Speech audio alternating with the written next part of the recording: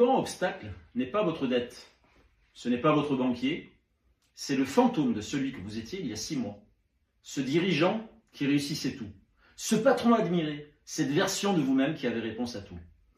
Et cette personne est morte, et tant que vous refuserez de porter son deuil, vous serez incapable de construire la suite.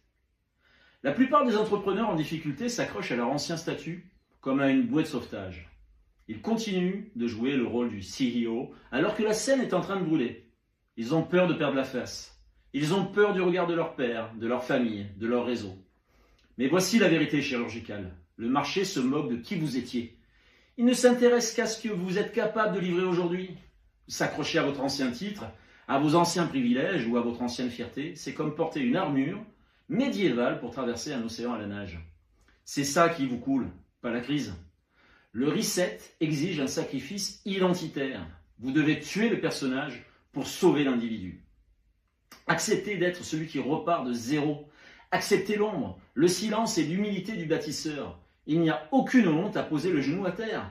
La honte, c'est de rester au sol en prétendant que vous êtes encore debout.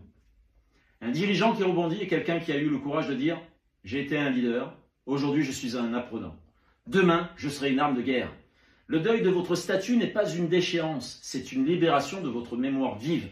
Arrêtez d'essayer de sauver les meubles de votre ego. Laissez-les brûler. Regardez ce qu'il reste quand le titre de CEO a disparu. C'est là, dans ce dépouillement total, que se trouve votre véritable puissance. C'est là que vous redevenez dangereux pour vos concurrents. C'était Philippe Le Saint, votre stratège du passage. On ne construit pas un empire sur des ruines psychologiques. Tuez le passé, libérez le futur, décidez net.